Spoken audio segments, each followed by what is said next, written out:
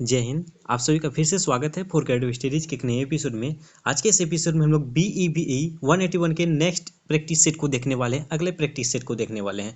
आज practice set number 5 होगा। इससे पहले हम लोग 4 तक देख चुके हैं, जो प्रैक्टिस सेट के रूप में हम लोग देखे हुए हैं। हालांकि इससे पहले कई क्लासेस करवा चुका हूँ, जैसे कि उसमें आपको अब तक के एग्जाम में जो जो क्वेश्चंस पूछे गए हैं, जो प्रीवियस ईयर के क्वेश्चंस हैं, सारे क्वेश्चंस के जो है ना मैंने एनालिसिस करवा रखा है।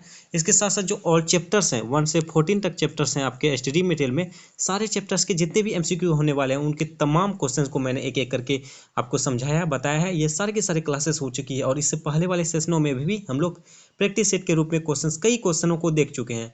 अगर देखा जाए तो लगभग इस सब्जेक्ट के लिए सिर्फ इस सब्जेक्ट के 48 क्लासेस हम लोग कर चुके हैं, जिसमें हम लोग बोले तो लगभग 1500 प्लस क्वेश्चन को हम लोग इस सब्जेक्ट के लिए प्रैक्टिस कर चुके हैं अब तक। और हम लोग कुछ नए क्वेश्चंस ऐसे ला रहे हैं जो आपके सेशन में, जो आने वाले सेशन में आपके एग्जाम में डायरेक्टली एग्जाम में क्वेश्चंस बन सकते हैं, तो वैसे क्वेश्चंस को लेते आए हैं। ठीक है, तो आप सभी के लिए सेशन, ये सीरीज जो प्लेलिस्ट में आपको दिया गया है, ये सारे के सारे काफ़ी इंपॉर्टेंट रहेंगे। और आप सभी को पता होगा कि इसके एक PDF भी तैयार कर दिया गया है। PDF जिनको भी चाहिए वो आप मेरे कम्युनिटी पोस्ट पे भी देख सकते हैं। वहाँ पे आपको जो गाइडलाइंस दिया गया है, किससे कैसे कांटेक्ट कर सकते हैं, उसके भी रिगार्डिंग आप वहाँ से कांटेक्ट कर सकते हैं। FCS की टीम से आप उसको टेक्स्ट करके आप उससे जो जो प्रक्रिया है वो फॉलो करके आप ले सकते हो उसे। ठीक है, हालांकि और मैं इसको क्या करूँगा, लाइव चैट में भी मैं आपका नंबर डलवा दूंगा ताकि आप सभी वहां से भी कांटेक्ट कर सकते हो। ठीक है, तो चलिए हम लोग देखते हैं क्वेश्चन को। आज के सेशन का पहला सवाल कहा जाता है क्वेश्चन नंबर 51। इससे पहले हम लोग देख चुके हैं 50 क्वेश्चन को, हम लोग अगला क्वेश्चन को देख रहे हैं। ठीक है, तो चलिए, भारत के कितने जैव भौगोलिक क्षेत्र हैं? ये सब क्वेश्चन क्या करेंगे आपको, सिर्फ इग्नू में ही नहीं, आपके फ्यूचर के जो भी कॉम्पिटिटिव एग्जाम्स हो या कोई भी एग्जाम्स हो, उन तमाम एग्जामों में भी ये आपको काफी हद तक हेल्प करेगी। तो आप PDF जरूर ले लीजिएगा। ओके, तो चलिए, तो कहा जाता है भारत के कितने जैव भौगोलिक क्षेत्र हैं? कितने जैव भौगोलिक क्षेत्र हैं? आपके ऑप्शन ए हैं 7 हैं, 8 हैं, 9 हैं, 10 है। तो इस प्रकार आपके ऑप्शंस आपके सामने स्क्रीन पे दिया गया है, तो आप कमेंट बॉक्स में भी आंसर दे सकते हो। ओके, तो चलिए, इसका सही जवाब हो जाएगा आपका आंसर क्वेश्चन नंबर 51 की आंसर ऑप्शन नंबर डी पे दिया गया है 10। भारत में कुल जैव भौगोलिक क्षेत्र कितने हैं? टोटल 10 हैं, 10 हैं, ये हमें ध्यान रखना है। ओके, चलो नेक्स्ट क्वेश्चन में क्या कहा जाता है, क्वेश्चन नंबर 52 में निम्न में से स्थानिक प्रजाति बोले तो जो विशिष्ट क्षेत्र में पाई जाती है, कौन सी है? विशिष्ट क्षेत्र में पाई जाती है, जो काफी विशिष्ट क्षेत्र होती है ना, उसमें पाई जाने वाली जो है रसायन प्रजाति के बारे में आपको बताना है। जैसे ऑप्शन ए में कहा जाता है जलकुंभी में, गोल्डन एप्पल, या एजेंडीरेक्टा इंडिका, या कांग्रेस खरपतवार। इस तरह से आपके 4 ऑप्शंस दिए गए हैं। तो इसका सही जवाब आप सभी कमेंट बॉक्स में कर सकते हैं, नहीं तो मैं बता ही रहा हूँ। चलिए, इसका सही जवाब हो जाएगा ऑप्शन नंबर सी, एजेंडीरेक्टा इंडिका। ठीक है, इसका सही जवाब हो जाएगा ऑप्शन नंबर सी। तो नेक्स्ट क्वेश्चन हम लोग देखेंगे, कुछ आज क्वेश्चन कुछ ज़्यादा होगा तो हम लोग स्पीड में थोड़ा करेंगे। ओके, तो कौन सा जंतु केवल पश्चिमी घाटों में ही पाई जाती है? देखिए, पश्चिमी घाट जो है ये काफ़ी इंपॉर्टेंट रहता है आप सबके सब्जेक्ट के लिए। ये इन्वायरमेंटल स्टडीज जो है ना, ये आपका पर्यावरण अध्ययन में ये पश्चिमी घाट से काफ़ी क्वेश्चंस बनेंगे, क्योंकि वो मेन अड्डा बोले तो वही है ना। आगे हम लोग इसका रिगार्डिंग जो एक क्वेश्चन को भी देखेंगे, तो चलिए वहां भी आपको मैं समझा दूंगा। चलो, इसमें क्या कहा जाता है कि कौन सा जंतु केवल पश्चिमी घाटों में ही पाई जाती है? Option A barking deer, option B sloth भालू, यानी स्लोथ बोले तो आलसी भालू, लेजी भालू, आप सबों की तरह, जैसे लाइक नहीं कर रहे हो, सब्सक्राइब नहीं कर रहे हो, है ना, आप सभी की तरह आलसी है ना, स्लोथ भालू हो गया, या मालाबार ग्रेट हॉर्नबिल हो गया, या इन सभी के सभी।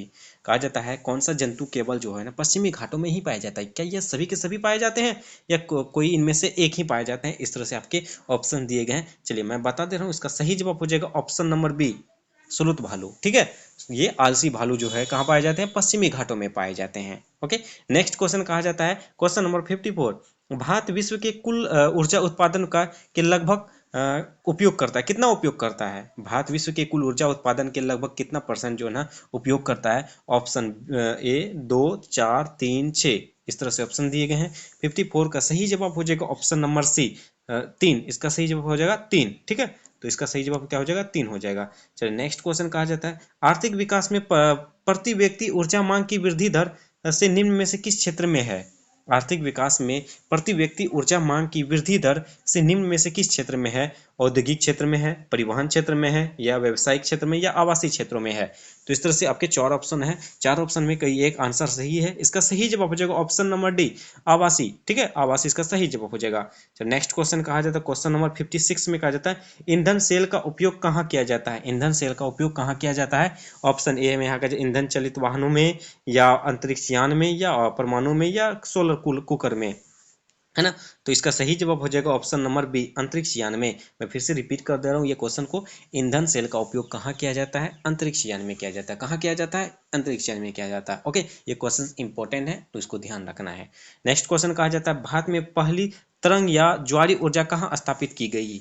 भारत में पहली तरंग या भारी ज्वारी ऊर्जा कहाँ तैयार की गई, स्थापित की गई। केरल में, तमिलनाडु में, त्रिवेंद्रम में, बेंगलुरु में, है ना। त्रिवेंद्रम बोले तो त्रिपुरा, अगरतला में, ठीक है, मतलब कि तिरुवनंतपुरम हो गए।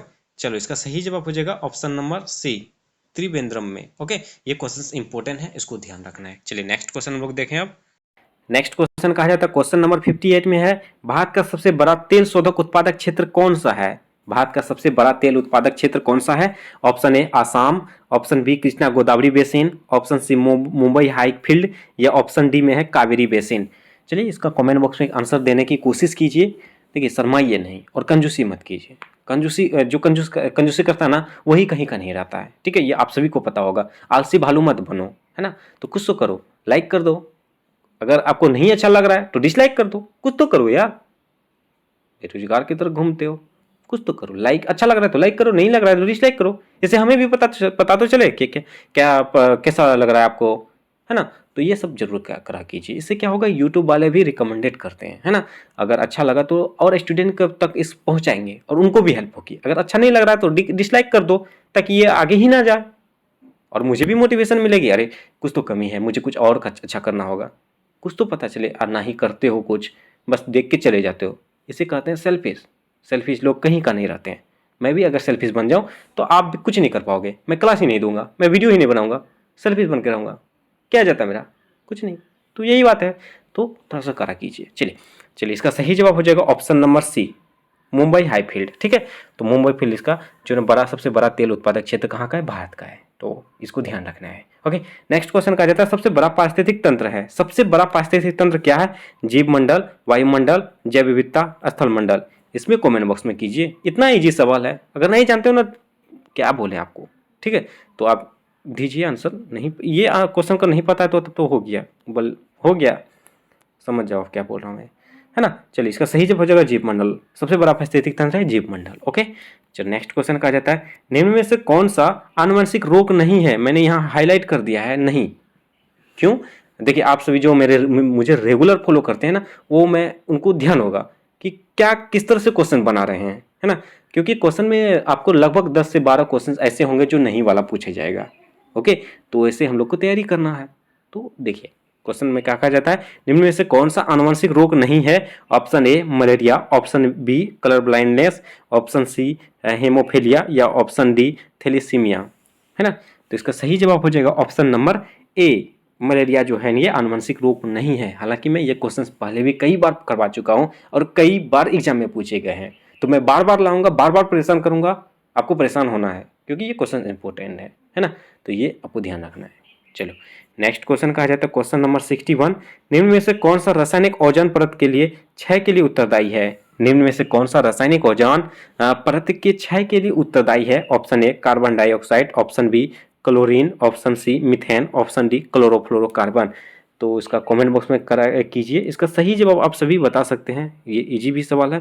ऑप्शन नंबर डी इसका सही जवाब हो जाएगा। ओके, ऑप्शन नंबर क्या हो जाएगा, डी इसका सही जवाब हो जाएगा। ऑप्शन नंबर डी इसका सही जवाब हो जाएगा। चलो नेक्स्ट क्वेश्चन कहा जाता है क्वेश्चन नंबर 62 में कहा जाता है वन संरक्षण अधिनियम किस वर्ष लागू किया गया है। ये रिसेंटली इस सेशन में जो है मैंने ये क्वेश्चन पहले भी डाला था, फिर से डाल रहा हूँ क्योंकि ये क्वेश्चन रिपीट करते हैं एग्जाम में, इसलिए मैं भी रिपीट करूंगा क्योंकि मुझे एग्जाम को फॉलो करना है, एग्जाम के पैटर्न को फॉलो करना है।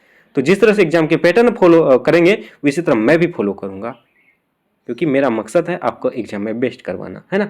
तो चलिए इसका सही जवाब आप सभी कमेंट बॉक्स में दे सकते हैं। 1972 में, 1980 में, 1976, 1975। ठीक है, तो इसका आंसर आप सभी कमेंट बॉक्स में कीजिए। इसका सही जवाब हो जाएगा option number B, option number B क्या हो जाएगा, इसका सही जवाब हो जाएगा। तो चलो इसका 1980 में जो है ना वन संरक्षण अधिनियम लागू किया गया था। नेक्स्ट क्वेश्चन कहा जाता है क्वेश्चन नंबर 63 में निम्न में से भारत का जैव विविधता का हॉट स्पॉट है। ये क्वेश्चन मोस्ट इंपोर्टेंट है। इससे पहले मैंने आपको बताया भी था कि आगे इस क्वेश्चन को आपको देखने को मिलेगा, तो इससे क्वेश्चन बनते हैं हर सेशन में, इससे भी बनने की संभावनाएं है। तो ऑप्शन नंबर ए बिहार में है, दार्जिलिंग में है, पश्चिमी घाट में है, सुंदरवन में है। तो इसका सही जवाब आप सभी कमेंट बॉक्स में कीजिए। इसका सही जवाब हो जाएगा ऑप्शन नंबर सी। इसका आंसर सही हो जाएगा ऑप्शन नंबर सी। इसका सही जवाब हो जाएगा पश्चिमी घाट। ठीक है, तो इसका सही जवाब क्या हो जाएगा, पश्चिमी घाट में आ जाएगा आपका ऑप्शन नंबर सी। ओके, तो इसको ध्यान रखना है। चलो नेक्स्ट क्वेश्चन कहा जाता है इनमें से कौन सा तत्व प्रोटीन का एक महत्वपूर्ण घटक है। निम्न में से कौन सा तत्व प्रोटीन का एक महत्वपूर्ण घटक है। Oxygen, nitrogen, hydrogen, sulphur dioxide. इसका सही जवाब आप सभी कमेंट बॉक्स में करा कीजिए, जो भी हो कीजिए। ठीक है, इसका सही जवाब हो जाएगा ऑप्शन नंबर बी, नाइट्रोजन। इसका सही जवाब हो जाएगा ऑप्शन नंबर बी। इसका सही जवाब हो जाएगा ऑप्शन नंबर बी, नाइट्रोजन इसका सही जवाब हो जाएगा। ओके, चलो नेक्स्ट क्वेश्चन हम लोग देखें। अब क्वेश्चन नंबर 65, एक नवीकरणीय ऊर्जा का नाम बताइए, है ना। इस तरह से क्वेश्चन बनेंगे। एक नवीकरणीय ऊर्जा का नाम बताइए। ऑप्शन ए में है परमाणु ऊर्जा, ऑप्शन बी है कोयला ऊर्जा, ऑप्शन सी में बायोमास ऊर्जा, ऑप्शन डी जल विद्युत ऊर्जा, है ना। इस तरह से ऑप्शन दिए गए हैं। चलिए इसका सही जवाब आप सभी कमेंट बॉक्स में कीजिए। इसका सही जवाब हो जाएगा ऑप्शन नंबर सी। ठीक है, यहाँ पे सी होगा, तो ऑप्शन नंबर सी इसका सही जवाब हो जाएगा बायोमास ऊर्जा। एक नवीकरणीय ऊर्जा का नाम बताइए। इसका सही जवाब हो जाएगा बायोमास ऊर्जा। एक नवीकरणीय ऊर्जा क्या है, बायोमास जो है एक नवीकरणीय ऊर्जा है। ये भी हमें ध्यान रखना है। आपको इस तरह से पूछा जा सकता है कि निम्नलिखित में से नवीकरणीय ऊर्जा का नाम नहीं कौन इसमें से नहीं है, मतलब आपका ये एक बायोमास ऊर्जा तो रहेगा ही। ये भी ऑप्शन दिएंगे, 3 ऑप्शन दे देंगे, इसमें से कोई एक या इसमें से एक दे देगा। तो इस तरह से भी हमें को ध्यान रखना है ना। निम्न में से कौन सा उत्पादक है, निम्न में से कौन एक सा उत्पादक है। गेंडा, घास, गाय, शेर। उत्पादक बोले तो जिसको खाया जाता है, गेंडा मतलब उत्पादक है ना। तो इसका उत्पादन किसका किया जाता है, घास का उत्पादन किया जाता है। इसका सही जवाब हो जाएगा option number B. Next question कहा जाता है क्वेश्चन नंबर 67 में सभी जीव प्रत्यक्ष या अप्रत्यक्ष रूप से किस पर निर्भर रहते हैं। सभी जीव प्रत्यक्ष या अप्रत्यक्ष रूप से किस पर निर्भर रहते हैं। ऑप्शन ए है उपभोक्ता पर, ऑप्शन बी उत्पादक पर, ऑप्शन सी अपघटक पर, या इनमें से कोई भी नहीं। चलिए इसका सही जवाब आप सभी को पता होगा। इसका सही जवाब हो जाएगा उत्पादक पर। यार उत्पादक ही नहीं होगा तो हम लोग जिएंगे मरेंगे कैसे, मतलब जिएंगे नहीं तो मरने के बाद ही छोड़ दो, है ना। तो उत्पादक बेहद जरूरी है। उत्पादक नहीं होगा तो हम लोग के लिए बहुत बड़ी दिक्कत हो जाएगी। जैसे उत्पादक मतलब समझ सकते हो ना, जैसे महंगाई बढ़ रही है। महंगाई क्यों बढ़ेगी, मान के चलो अभी रिसेंटली क्या हुआ था, टमाटर का रेट काफ़ी बढ़ गई थी। क्यों, क्योंकि उत्पादन जो है ना कम हुआ था, मांगे बहुत थी, है ना। तो ये सब बातें हैं। तो ये उत्पादक हमारे लिए बेहद ज़रूरी है। जितना ज़्यादा उत्पादक होगी उससे उतना कम रेट होगा, उतना ज़्यादा हम लोग के लिए सुविधाएं होगी। ओके, चलो नेक्स्ट क्वेश्चन कहा जाता है क्वेश्चन नंबर 68 में ग्रीन हाउस प्रभाव के कारण क्या होता है। ग्रीन हाउस प्रभाव के कारण क्या होता है। ऑप्शन ए तापमान में वृद्धि होता है, तापमान में कमी होती है, या नदियों के जल में वृद्धि होती है, या नदियों के जल में कमी होती है। ग्रीन हाउस प्रभाव के कारण क्या होता है, चलिए इसका बताइए। ग्रीन हाउस गैस के कारण क्या होता है, तो इसका सही जवाब हो जाएगा क्या, तापमान में वृद्धि होती है। ग्रीन हाउस प्रभाव जब भी होगा ना, तापमान में टेम्परेचर में काफ़ी ज़्यादा इंक्रीज होगा, काफ़ी ज़्यादा वृद्धि होगी। तो ये हमें ध्यान रखना है। ओके, चलो नेक्स्ट क्वेश्चन कहा जाता है क्वेश्चन नंबर 69 में जल प्रदूषण निवारण और नियंत्रण अधिनियम किस वर्ष लागू हुआ। जल प्रदूषण निवारण और नियंत्रण किस वर्ष लागू हुआ। 1976 में, 1974 में, 1971 में, 1980 में। इसका सही जवाब आप सभी कमेंट बॉक्स में करने की कोशिश कीजिए। चलिए इसका सही जवाब हो जाएगा ऑप्शन नंबर बी, 1974 में किया गया था। किसका नियंत्रण किया गया था, जल प्रदूषण निवारण और नियंत्रण अधिनियम लागू किया गया था। कब लागू किया गया था, 1974 ईस्वी में लागू किया गया था। नेक्स्ट क्वेश्चन कहा जाता है क्वेश्चन नंबर 70 कि प्रकाश ऊर्जा को रासायनिक ऊर्जा में कौन बदल देते हैं। प्रकाश ऊर्जा को रासायनिक ऊर्जा में कौन बदल देते हैं। ये क्वेश्चन आपको साइंस में भी देखने को मिलेगा, आपको ये एनवायरमेंटल स्टडीज में भी देखने को मिलेगा, है ना। तो ये सब क्वेश्चन देखिए कितने इंपॉर्टेंट है, कितने मजेदार हैं। कहा जाता है प्रकाश ऊर्जा को रासायनिक ऊर्जा में कौन बदल देता है। सूक्ष्म जीवाणु, अपघटक, हरे पौधे, या कोई नहीं। देखिए इसका सही जवाब हो जाएगा ऑप्शन नंबर सी, हरे पौधे जो है ना क्या करता है, प्रकाश ऊर्जा को रासायनिक ऊर्जा में बदल देता है। चलिए अब नेक्स्ट क्वेश्चन देखें हम लोग।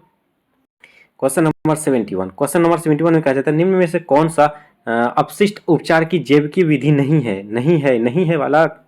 निम्न में से कौन सी अपशिष्ट उपचार की जैविक विधि नहीं है मेरे बालक। चलो ऑप्शन नंबर ए का आ जाता है टंकी और अनुपम में भंडारण या अनुकूलन, या ऑप्शन सी में पाचन या कंपोस्टिंग। बालक एक एक करके बताएं, बालिका आपको भी कहा जा रहा है। चलो इसका सही जवाब आप सभी बता सकते हैं, नहीं बताते हैं तो हम बता रहे हैं। इसका सही जवाब हो जाएगा टंकी और अनुपम में भंडारण।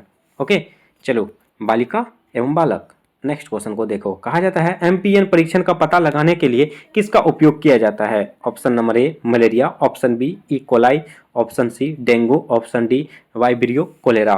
देखिए इसका सही से आप अगर एनालिसिस करोगे ना ऑप्शन, तो आंसर निकाल सकते हो। कैसे?